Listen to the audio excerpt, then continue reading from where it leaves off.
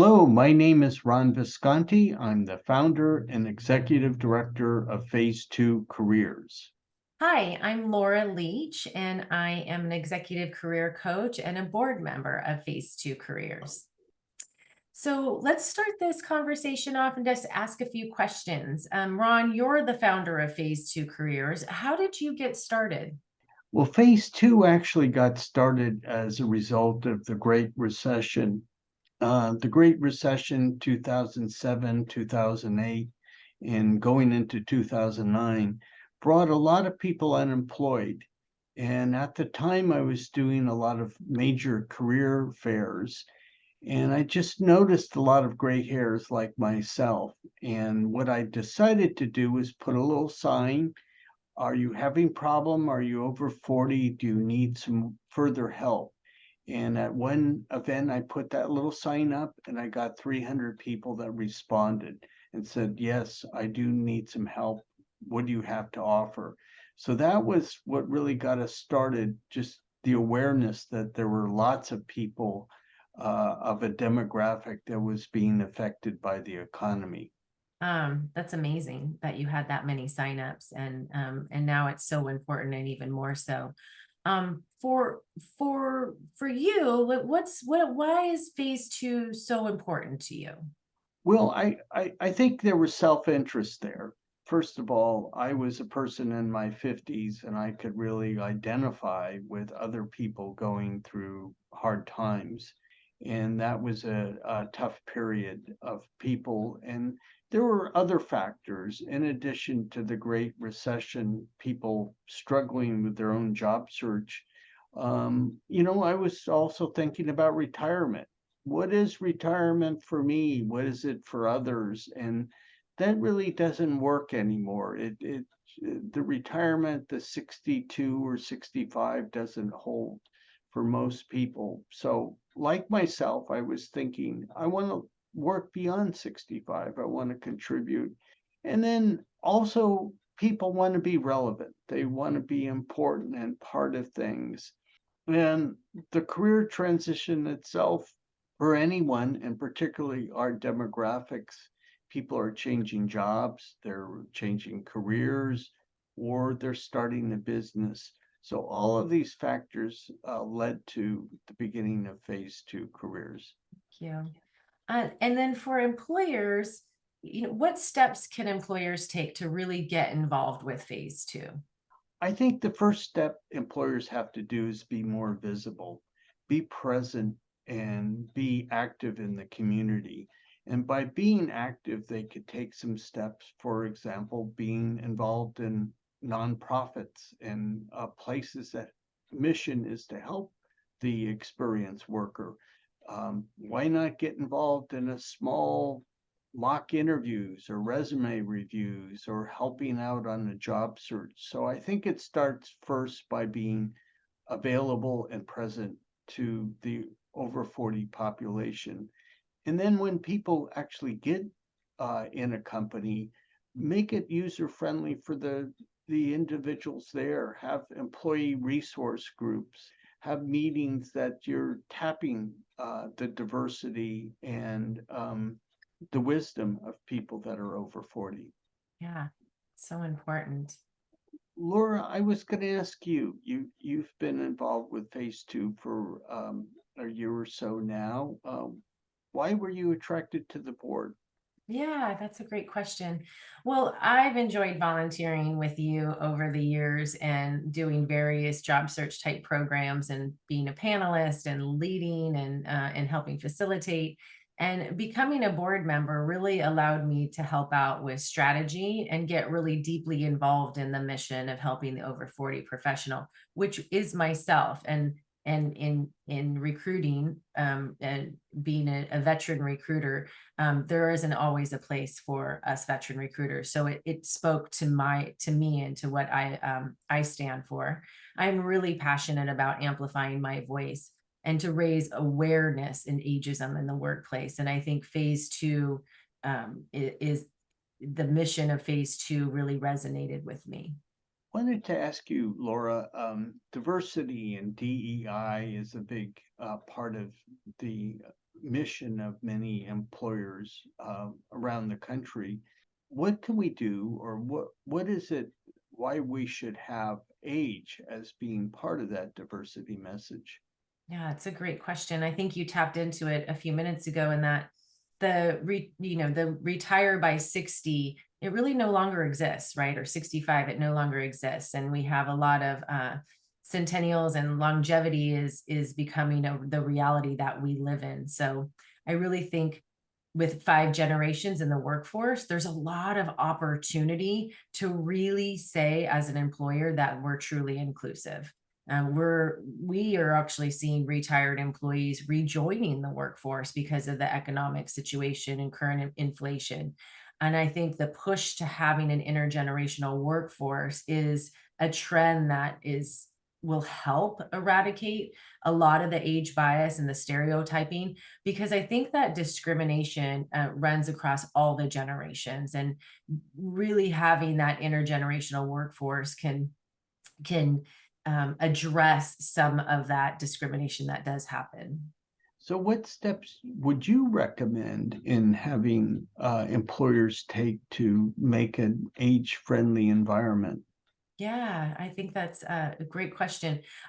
For us, I think it's important that employers look at ageism as part of their DEI initiatives, and figuring out how can you partner with nonprofits like ours, and being, like you said, being present, coming to our events, but also getting involved and using phase 2 to augment some of the talent acquisition strategies from DEI recruiting and DEI sourcing. Phase 2 is a nonprofit that can help with that pool of candidates of all different diversities and all different backgrounds. And another opportunity to get involved is our biannual mixers that we have, which are kind of virtual career fairs where we're bringing in corporations and we're bringing in candidates that are ready to move in the market.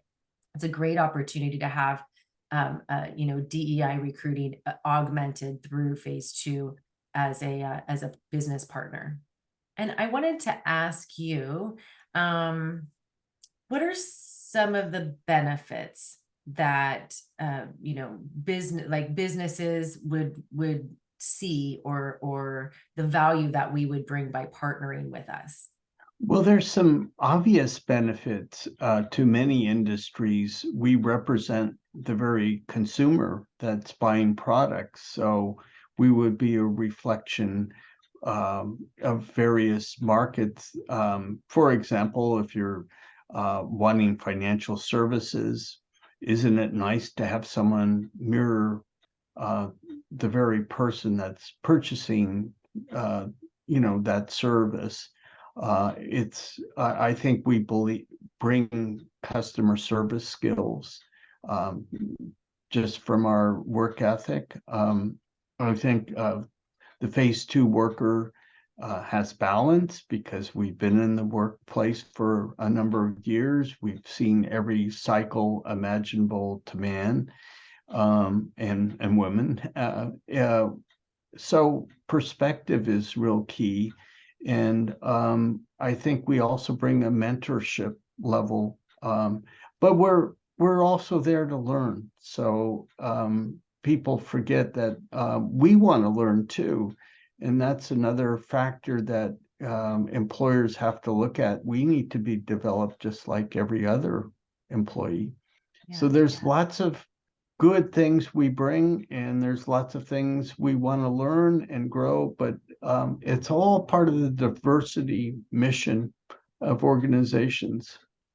Even at the phase 2 board, we're starting to have younger board members, and it's really helping increase our energy level, our collective energy level. So I think it's all positive. Great. In your opinion, what do you feel is the benefits of hiring someone that's over 40, a professional? Yeah. Well, speaking for myself, I think it's institutional knowledge, it's wisdom, it's experience that we bring to the table. It's the bigger picture awareness of what the business objectives are, and most over 40 professionals have been people managers, so may have more relationship building skills and how important it is to build relationships, and also the experience of navigating through a corporation or even in a matrix environment.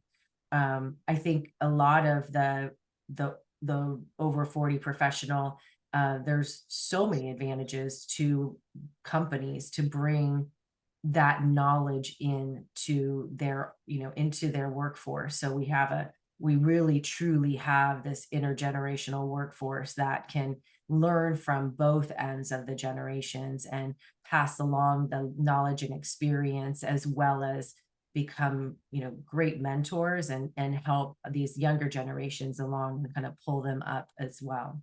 Did you want to make any remarks, or would you like to have some direction or comments to make to the employer community of specifics that are important in building this intergenerational workforce? Yeah, yeah.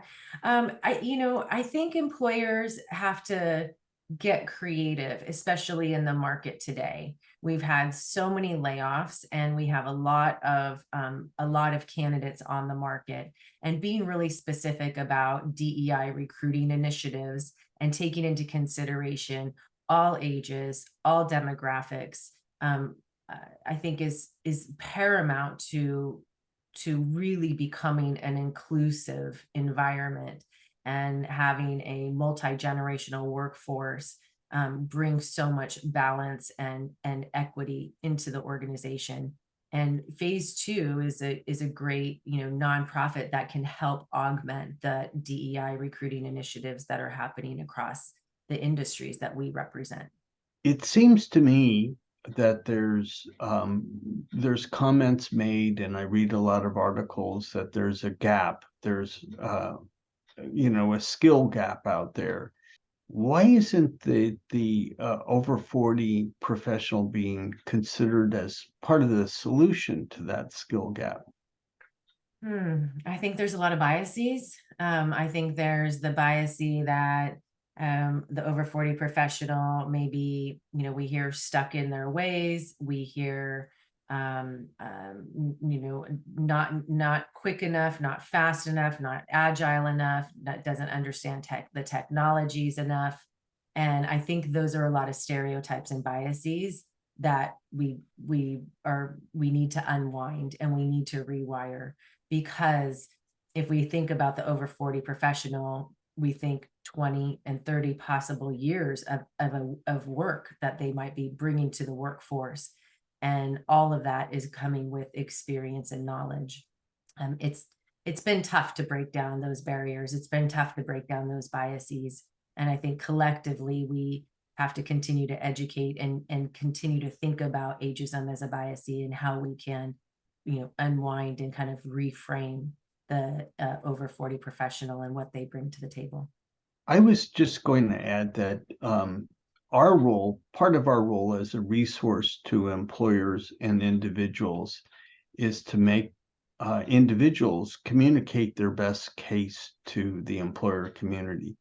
And sometimes our people are not as effective as they can be. They have all the skills. It's a matter of communicating that and being understood by the other party. Does that make sense? So we're having different generations talk to each other.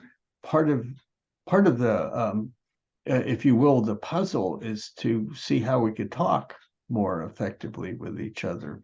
Yeah, I think it also is, communication as a whole. I think we also listen differently, and our generations listen differently as well as communicate differently.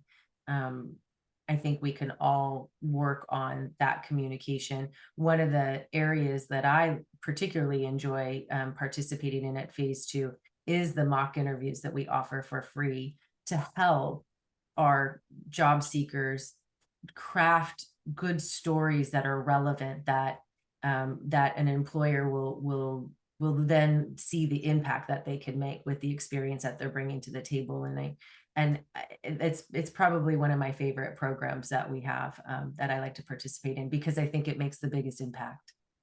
It also breaks down barriers. People go, boy, that's a great candidate. They just need a little help in communicating, who they're all about, but they're a great candidate. Yeah, yeah. I think you see that at all different levels. We have individual contributors and and VPs and directors and all kinds of job seekers that have come through phase two.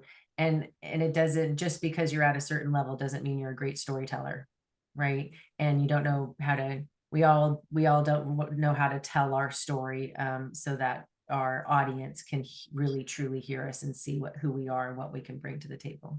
I wanted just to mention something, and maybe just in way of diversity.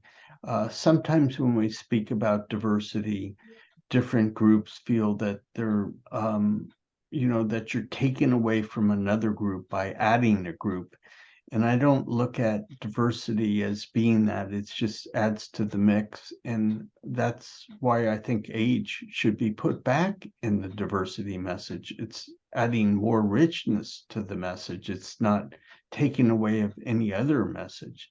Does that make sense? I think so. Yeah, I think it's really important that it's not race or color or identity or sexual identity or um, I think we all have certain biases, and I do think that ageism is something that we have in our language, we have in our stories, we have in our books, we see it in our movie, we see it in our media, and I think in the employment world, in the talent acquisition world, in the candidate experience world, it's one of the areas that is a visual identifier as well. And it's very easy to see somebody's experience and immediately have assumptions and immediately have these biases that are wired in us.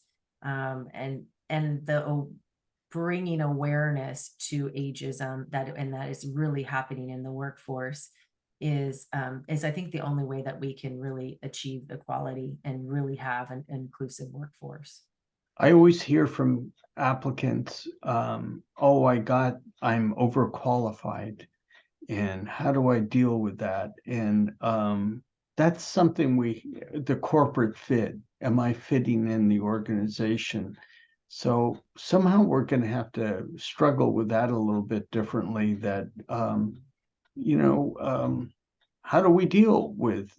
How do you have diversity in your workforce if it's kind of a paradox, fitting in and being diverse at the same time. How does that happen? Yeah.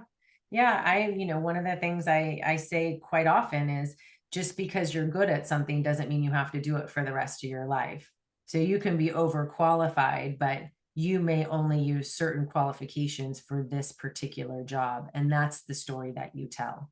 You tell how you have this experience with this particular experience, not your whole life experience. So focus on those areas that you can bring the most value, and that you have the experience, and not worry about the other experience and that you're overqualified. I think everyone's overqualified for any job. That's one of the principles of phase two is how to be a more effective interviewee, how to get your message across a little bit. And so make sure that you're communicating what you could do and how you could impact the employer. Yeah. So thank you for some of the thoughts here. And I thought it was just nice to share just some of our conversation, you being a career coach and a recruiter, and my work with working with individuals as well as companies over the years. Yeah. Yeah. Well, Thank thanks. you. This has been a great conversation, and I hope that it continues to bring value and bring awareness to what phase two is doing in the community, and continue with our mission moving forward. I think you're right. We want to be connected with employers, and the first start is a conversation. Yeah. Thank you, Laura. You're welcome, Ron.